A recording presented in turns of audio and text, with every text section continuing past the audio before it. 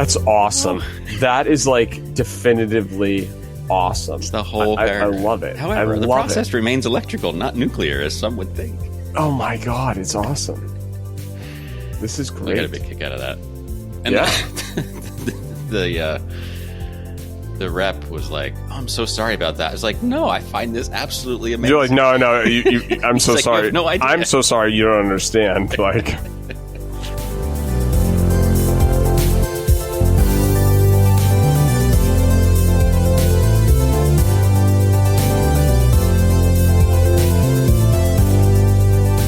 Welcome to I Like Batteries, the show where we explore the world of batteries. I'm Mike Muldoon. And I'm Jeff Lynch. Good morning, Mike. We're on a good morning stretch. I know. It's a good morning stretch, and it's a good morning stretch. It's both. It really is. And this is good. That's how I'll put this. I like it. The morning's just better for me. I know it's different for you, but I think... It always depends how late I stay up the night before. This is true. I think from when you sent me a text, you didn't stay up too late.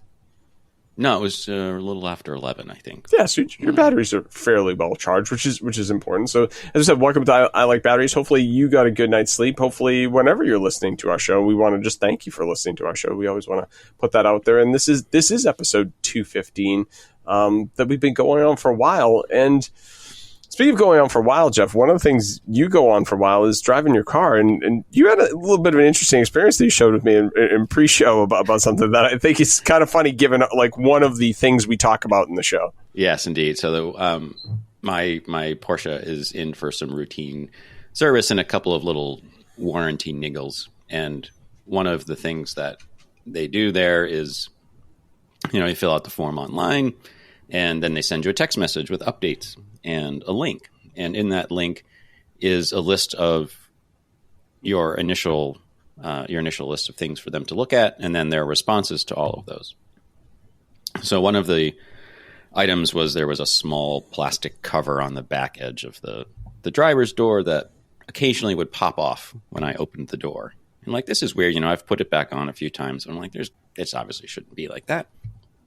So there's an item where they have the code next to it is 99POZZ, miscellaneous operation. I'm just going to read this because it's absolutely hilarious. Customer states that there is a small trim piece from the inside of the driver door that falls off. Check and report. Part is currently on passenger seat. Hint, hint. So their reply, and this is the funniest thing, says flux capacitor. Left cover for airbag on driver's door is deformed, heat, and bent tabs. It is now secure. If the cover continues to fall off in the future, part will need to be replaced. Not covered under the certified pre-owned warranty. Then it goes on to say the flux capacitor consists of a stainless steel squared compartment with 3 flashing Geisler-style tubes arranged in a Y configuration. The device is located between the headrests, behind the seats, and as the time machine nears 88 miles per hour, light coming from the flux capacitor will begin pulsing or fluxing more rapidly until it became a steady stream. The flux capacitor requires 1.21 gigawatts of electrical power supplied by plutonium to operate. However, the process remains electrical, not nuclear, as some would think.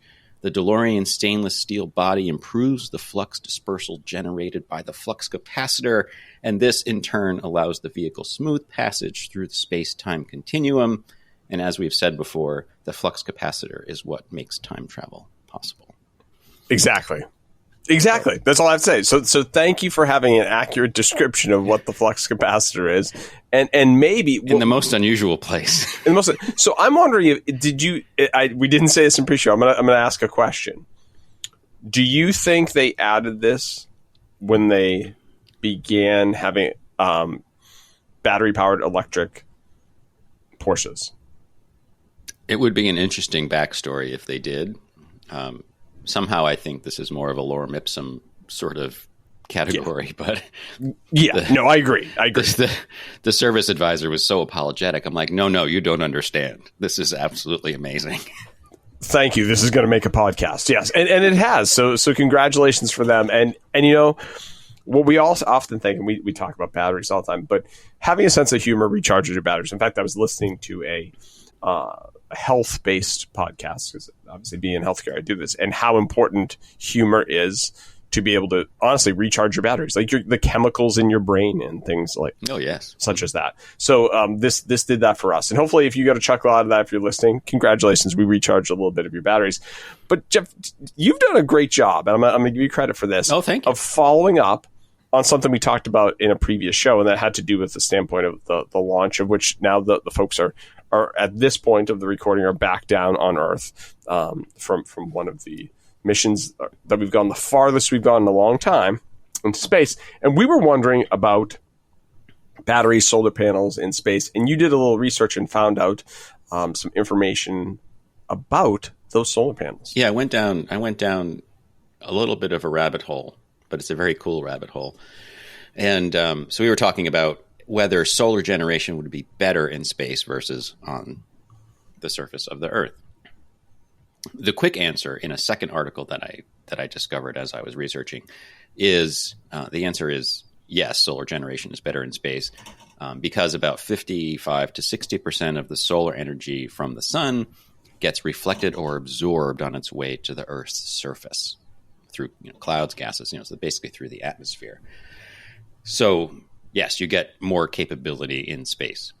However, I also came across an article from the Enel group, and they're into solar panels and other things. And they were talking about this European Space Agency project that is in its sort of developmental stages, sort of proof of concept stages, where they are talking about a space-based solar farm. Yeah. And the estimation is that, between 2022 and 2023. So they're talking about, first of all, like background research about how much solar is on the Earth at the moment. Right. So between 2022 and 2023, the worldwide installed capacity of solar grew from 250 gigawatts to nearly 420 gigawatts. And many analysts predict that by the end of 2024, that it'll reach 500 gigawatts. As we've talked about previously, the sun obviously doesn't shine on the surface of the Earth 24. Well, where you are on the Earth 24/7. See, almost misspoke there. But they're talking about putting these in space so that the collection can happen 24 hours a day. Your main question right now is probably thinking, well, that's all well and good if you're in space, but how does this help us on the Earth? And basically, their idea is that they would have these gigantic solar farms, and they would use microwaves to get that energy to the Earth and add it to the grid. What do you think of this, Mike? How big's the microwave, Jeff? It's I know they didn't say. They didn't say. We mean more microwaves, not a microwave, right? Right. Yeah, right. That's a lot of popcorn. No. I mean, I think this is super interesting, and as we said, this led me to another question, which is what hopefully we do as we keep doing shows. We had another question, which was, hey, International Space Station, because they were saying how I might have these mileages off. It's like 122 miles off, and the Polaris Dawn went 450 miles, like essentially, yeah, right? something like that, something like that, or pretty close, right? So, and the ISS solar panels, we looked at this, can generate 84 to 120 kilowatts of electricity on average, and up to 240 kilowatts in direct sunlight. And they're saying the solar panels are 27,000 square feet, which is more than half the size of a football field. I mean, how much more could it be if it was a whole array that was in space? Yeah, so they're estimating a 1 gigawatt station, and it would occupy an area of 5 square kilometers and would require a receiving area of about 25 square kilometers. So for where the microwave would come in to be able to right. do that. Huh. Yeah, it is something to think about as we go. And obviously, as more space travel happens, more solar panels, I think, the one thing I saw about in the previous article that you saw is that essentially the solar panels are quote unquote the same that we have as the ones on Earth, except they're treated a little differently because of the radioactivity that is increased because there's no ozone. Right. Yeah. They're slightly more efficient. So terrestrial panels, shall we call them, sure. have a efficiency of like in the low 20%, and these are in the 30% range. Mm-hmm. So that's pretty cool. Yeah, no, I think that's awesome. Yeah, 34, I think, is the highest efficiency. And another tidbit on the ISS is that when it's in sunlight, 60% of solar power goes to charging the station's batteries, which keep the station running when it's dark in space. They said basically the similar solar panels on the ISS could power more than 40 homes and produce more power than the station needs for its systems and experiments. So that's awesome. That's awesome. Yeah. The other thing, sorry, in the article where we actually got our answer. From it was on solar.com. The first photovoltaic cells that were used in space were on the Vanguard 1 satellite, which was launched in 1958. Wow. I think was pretty amazing. And I think it was, I think it says it here, to give me a minute. It was some really low amount of wattage. I would imagine. I think it used it for, I want to say it just like powered the radio or something. Like it had like some super small. That's a pretty important thing to power. Yeah, I thought this was pretty cool. Yeah. Well, and it all comes down to the two factors, right? How do you recharge? Like what is the thing you're doing? And then what are you recharging? And that's probably a good segue to something we looked at, which is Tesla's batteries, because it's probably something that's recharging quite a bit in terms of EVs and everything. And that's the 4680, or we'd say the 46800. 800. Yeah, that's what we're calling it. You got to keep the other zero on there because essentially it's round. It's a cylindrical cell. Has to have a zero on the end. Yeah. And so, no doubt Jeff, about it. just to go back to educate our listeners, because it depends when they listen to the show. I mean, we love the 18650 battery, but if you were to look at a 4680, what would that number tell you, or 46800 tell you about the battery and the size of it? Yeah, it's a very literal description of the size. So 46800. Take the first two digits is 46, so that's 46 millimeters in diameter. It is 80 millimeters tall, and this is why we have to have the zero. It's a round cell or a cylindrical cell. Mm-hmm. Yeah. 18650, same thing, 18 millimeters wide, 50 millimeters tall. I did find out that a AA battery is a 14500. 14500, okay. Or maybe it's a little less. Darn, I thought I had that. I'll have to look it up.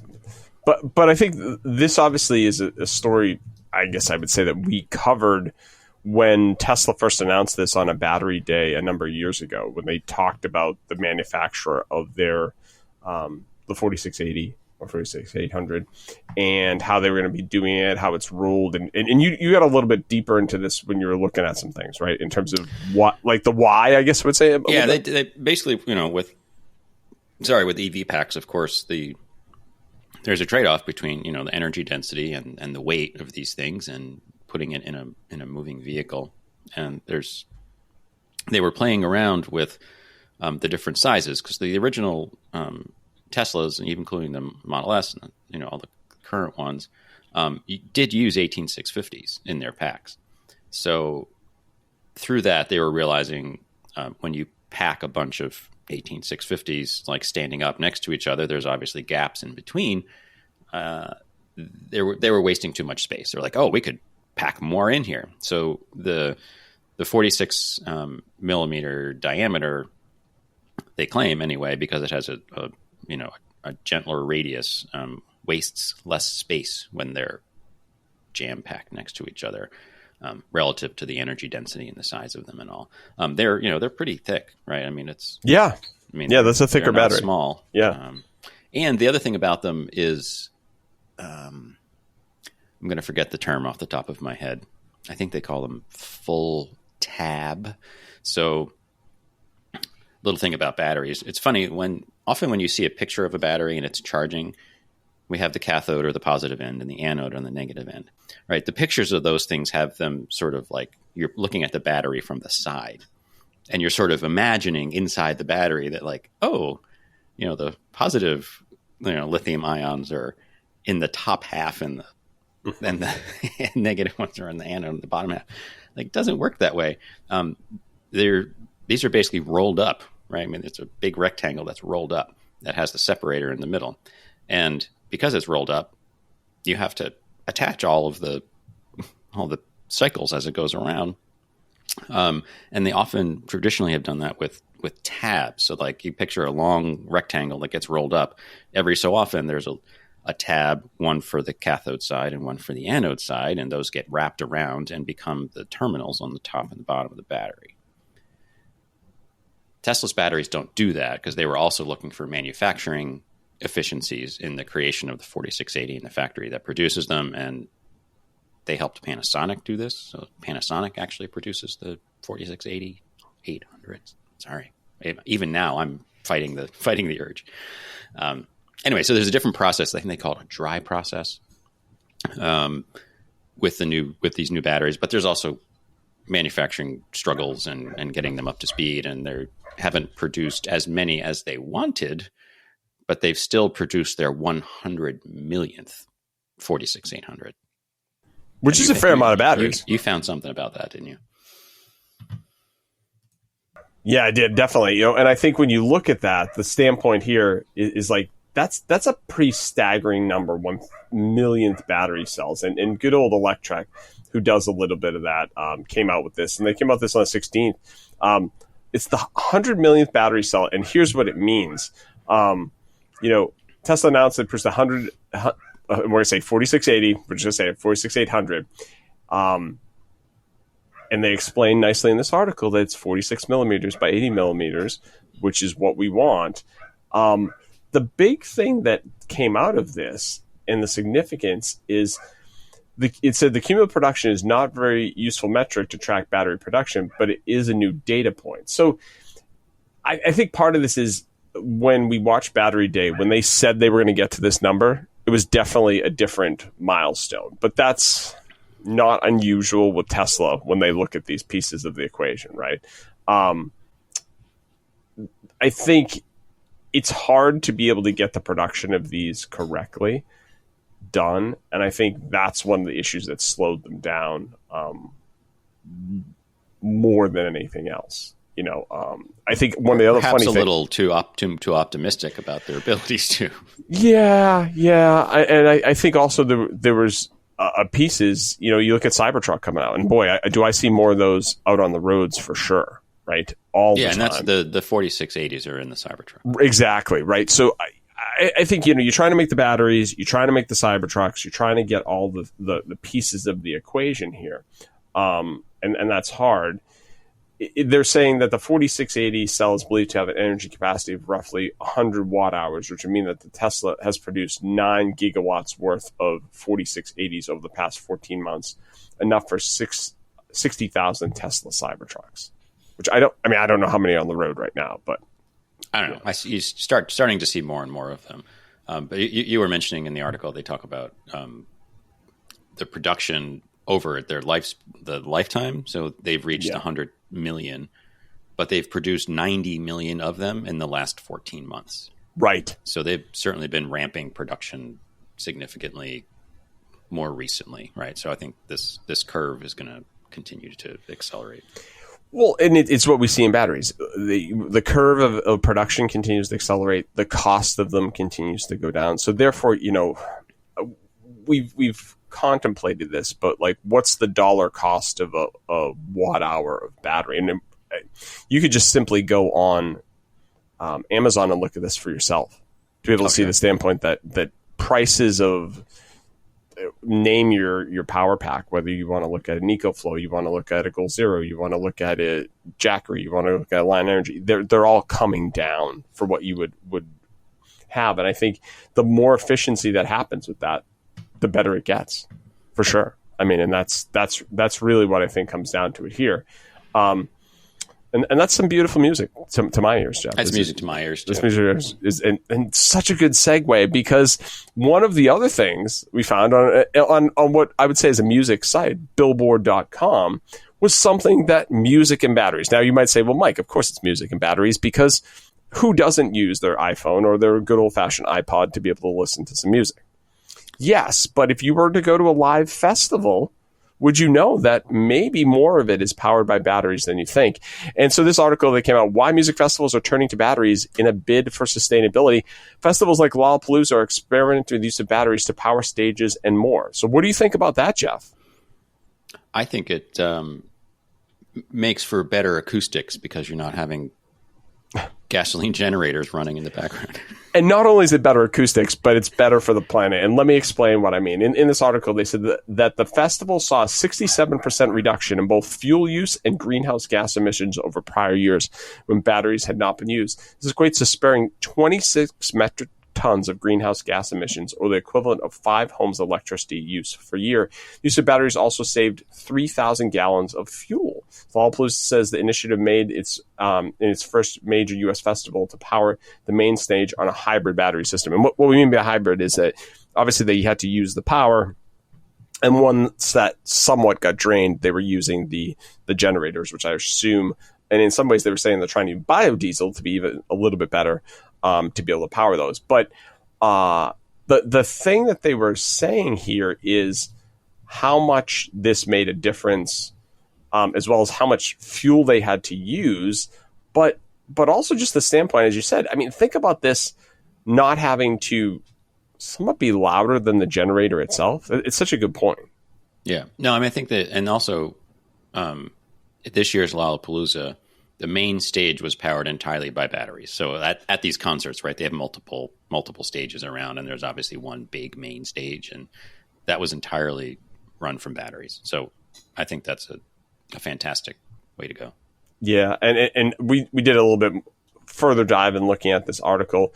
They were saying, hey, this technology continues to move very quickly, because I bet, how many years ago, if you look at what it takes, and it's pretty almost easy to think about this as somebody who did car stereo installations, right? It's watts when you look at a speaker, so it's kind of somewhat equivalent to the amount of power and amount of time that you would need at a battery-powered festival, based upon how loud it was and how much you're using these things. But I think it's good. Also, you realize some of these things are like off the grid; they're just not there. They're not in an area where you'd be able to get power into it. Oh, right, saying. Absolutely. Yeah, type of thing. Solar panel time. Yeah. Oh, completely. Yeah, for sure. So this is good. I mean, I think that, and then what that brought me to think about is my own journey on battery power, which happens to be using the bike and the Rock the Bike power generator to be able to power my power stations. And they actually have a kind of thing. So if you're not familiar with this brand, I think I talked about it a little while ago. Go to rockthebike.com. Check it out. They've got a lot of essentially pedal power generators that they do. And they do a cool thing where they actually do that. They get a concert going, and the concert and the venue is powered by people actually pedaling the bike to be able to. Yeah. So this could be someday. You never know. There's all these people on the side of Lollapalooza like pedaling the bike and listening to the music. That'd be a pretty amazing thing for sure for that. Yeah, and it looks like I don't recall seeing this last time we were on the Rock the Bike website, but they now have a brandable bike generator. You have the one where it's sort of like a bike trainer stand where you use your own bike and you put it into the unit. They now have sort of like this standalone deal that you can purchase and brand with your own colors and stuff. Looks pretty cool. It's cool. I mean, and I just clearly like it. It's cool. I like these things with that. And with that, hopefully, folks, you like it. You got a little bit of not only information about how maybe you can power your own band if you want. You got a little bit of information in review about, hey, how many batteries Tesla got. Don't forget, 46,800 if you had that part. And, hey, if you're ever thinking about maybe you're a billionaire listening to the show, clearly send us a little bit of dollars. You can send us, like, we're going to try and get that buy me a coffee type of thing. And if you're going to space, just like some billionaire did fairly recently, you would know now more about the solar panels that are up there and how they powered your experience with that. And with that, I hope you get at least 80% charged, or maybe fully charged today via this podcast, because I got some charge out of it. Jeff, how about you? I'm ready. I'm ready to go for the day, fully charged. Okay. And with that, I hope you stay fully charged, or at least 80%. Have a great day. Have a great week.